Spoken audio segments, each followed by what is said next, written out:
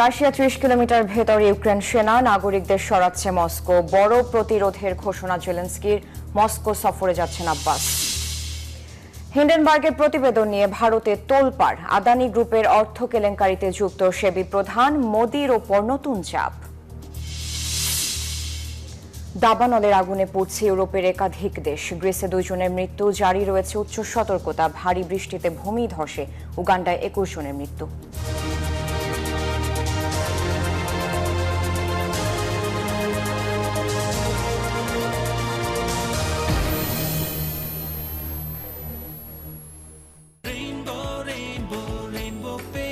Rainbow Paints, the color of joy. আমন্ত্রণ news 24 international সংবাদের সাথে আছে আমি সারা মেহজাবিন। দেখছিলেন সংবাদ শিরোনাম। এর আরেক নাম একদম ইউনিক স্ট্রাকচারাল ডিজাইনের কসমিক ডো। এর ওয়াল থিকনেস ও রিপ থিকনেস বেশি থাকা থেকে 50 বছরেরও বেশি। কসমিক ডো, নিশ্চিন্তে 50 বছর। এবার বিস্তারিত। বদলাচ্ছে ইউক্রেন যুদ্ধের ছক। রাশিয়ার 30 কিলোমিটার ভেতরে প্রবেশ করেছে ইউক্রেনীয় সৈন্যরা। ঘটনার সত্যতা নিশ্চিত করেছে মস্কো। নিরাপত্তার জন্য সীমান্তের 2 পাশ থেকেই নাগরিকদের সরিয়ে নিচ্ছে তারা। এমন অবস্থায় জেলেনস্কি জানিয়েছেন তার সেনারা আরও কঠোর প্রতিরোধ গড়ে তুলতে প্রস্তুত। 2022 সালের ফেব্রুয়ারিতে ইউক্রেনে পূর্ণমাত্রায় রুশ আক্রমণ শুরু করার পর দেশটির ভূখণ্ডের সবচেয়ে গভীরে ইউক্রেনের সেনারা। রাশিয়ার কাছে ইউক্রেনের এই হামলা ছিল অপ্রত্যাশিত। হামলায় অপ্রস্তুত রাশিয়া নিরাপত্তার জন্য সীমান্তের 2 পাশ থেকে নাগরিকদের সরিয়ে নিচ্ছে। ইউক্রেনের প্রেসিডেন্ট ভ্লাদিমির জেলেনস্কি গেল শনিবার রাশিয়ার ভেতরে তাদের বাহিনীর হামলার বিষয়টি স্বীকার করেছেন। তিনি বলেছেন ইউক্রেনের সামরিক বাহিনী এই যুদ্ধকে আগ্রাসীদের অঞ্চলের দিকে নিয়ে যাচ্ছে। সামরিক বিশেষজ্ঞদের চোখে রাশিয়ার ভেতরে ইউক্রেনের এই হামলা ক্রেমলিনের দুর্বলতাকে সামনে এনেছে। তবে রুশ প্রেসিডেন্ট ভ্লাদিমির পুতিন এটিকে বড় ধরনের উস্কানি হিসেবে দেখছেন। রুশ সেনাপ্রধানের দাবি ইউক্রেনের হামলা ঠেকানো হয়েছে, তবে ইউক্রেন সেনাদের এখনও সীমান্তের ওপারে পাঠানো যায়নি। কুরুক্স অঞ্চলে বাড়তি সেনা পাঠানোর পর পরিস্থিতি স্বাভাবিক রয়েছে, তবে ইউক্রেন দ্রুত সেখানে সেনা বাড়াচ্ছে। এমন অবস্থায় রাশিয়া ইউক্রেন যুদ্ধ ভিন্ন দিকে মোড় নিতে শুরু করেছে বলেও মত অনেকের। মাসুদ রানা, নিউজ 24। এই যে আমার ব্যাংক আরএফএল গ্যাস স্টোভ, এর সাইন্টিফিক নজল আর ব্রাশ বার্নার তাপকে সমানভাবে ছড়িয়ে খরচ বাঁচায় 25%। আরএফএল গ্যাস স্টোভ নিরাপদ ও গ্যাস সাশ্রয়ী।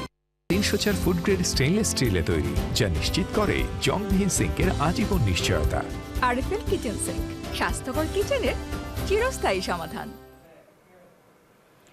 রাশিয়া সফরে যাচ্ছেন ফিলিস্তিনের প্রেসিডেন্ট মাহমুদ আব্বাস।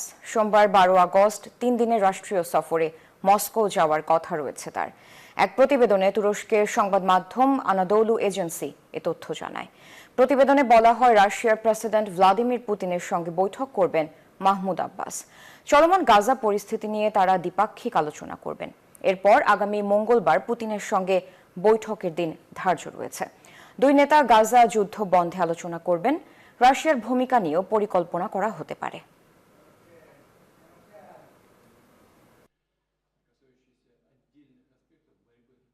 বিজলি কেবলস যে কোনো স্থাপনার বৈদ্যুতিক সংযোগকে রাখে নিরাপদ। এর স্কিন কোটেড ইনসুলেশন সম্পূর্ণ ফায়ার রিটার্ডেন্ট, তাই বিজলি কেবলস নিজেই নিজেকে নেভায়। বিজলি কেবল, নিরাপদ আজীবন।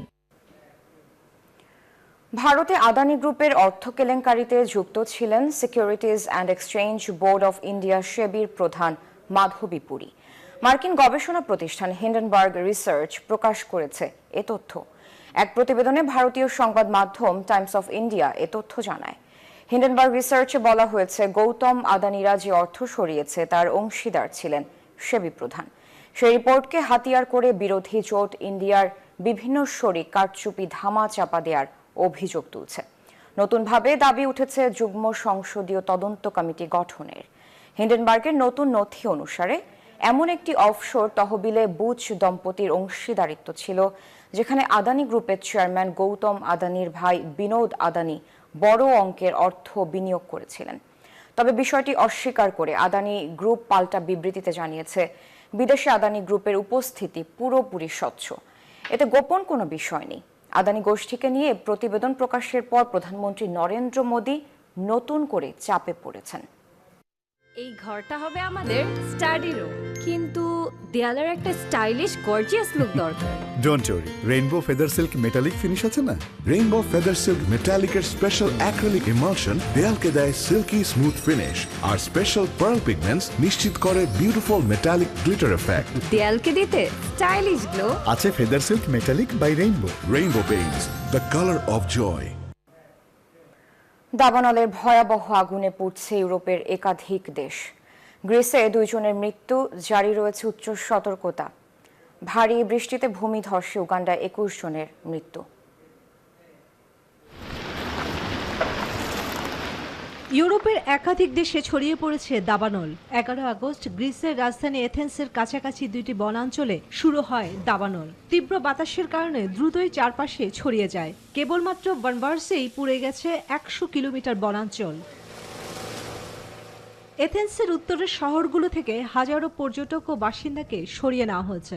আগুনের শিখা কিছু কিছু জায়গায় 25 মিটার 80 ফুট উচ্চতায় অবস্থান করছে বলে জানিয়েছে স্থানীয় দমকল কর্মীরা। প্রবল বাতাস এবং উচ্চ তাপমাত্রার কারণে আগুন নিয়ন্ত্রণ করা কঠিন হয়ে পড়েছে। একজন অগ্নি নির্বাপক কর্মী সহ হতাহতের ঘটনা ঘটেছে।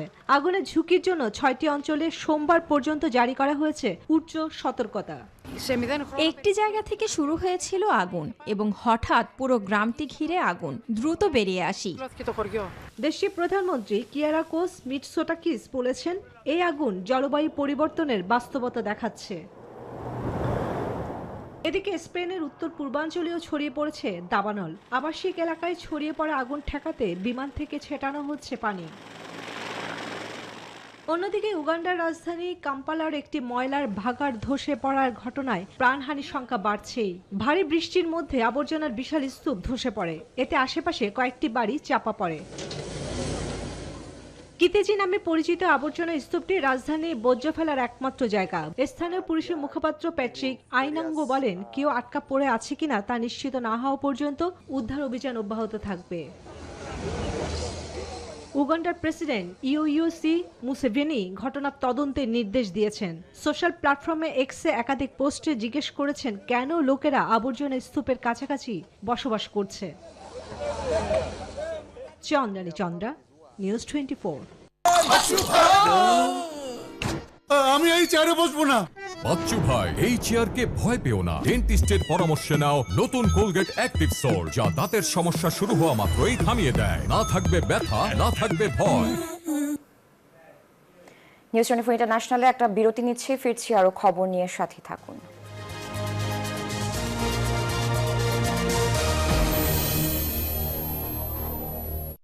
নুডলস খান নাই? তাহলে তো নুডলসই খান নাই। নুডলস খান নাই তো নুডলসই খান নাই।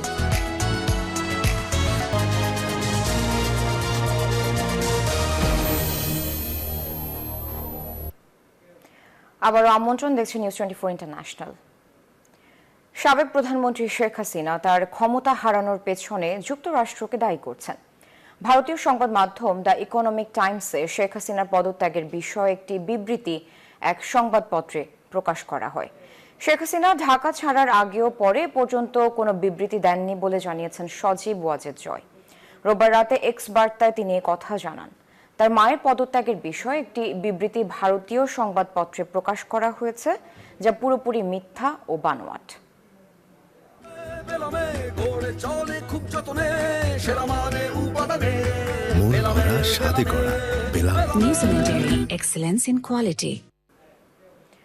সামাজিক যোগাযোগ মাধ্যমে ছড়িয়ে পড়া বাংলাদেশের সংখ্যালঘু নির্যাতনের বেশিরভাগ ভিডিও ভুয়া ও গুজব।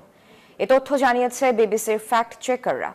তারা জানান, ভারত থেকে বেশিরভাগ ভিডিও ছড়ানো হয়েছে।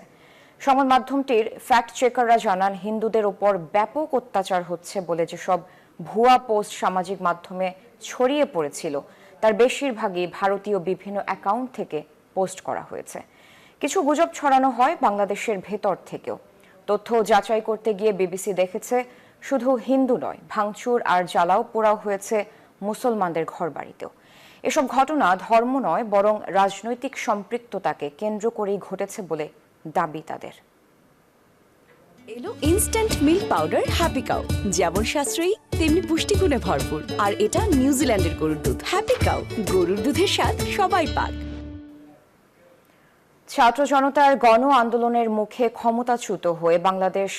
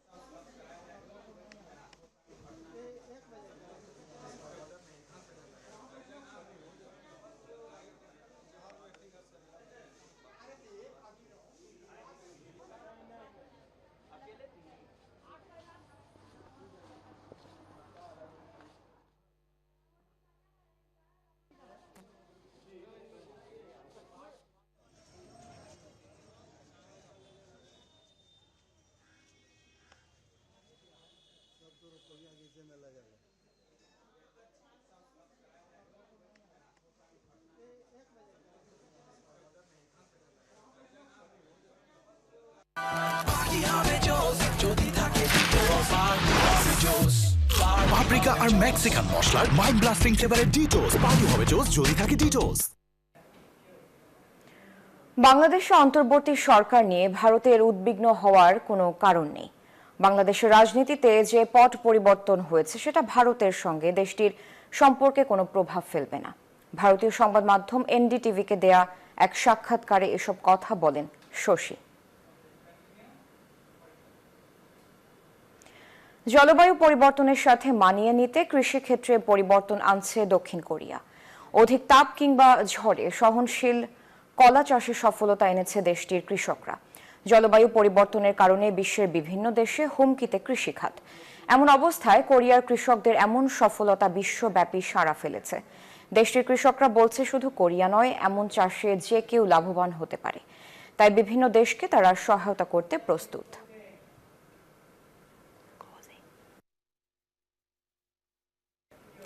এই ছিল নিউজ 24 ইন্টারন্যাশনাল সংবাদে। এতক্ষণ সাথে থাকার জন্য অনেক অনেক ধন্যবাদ।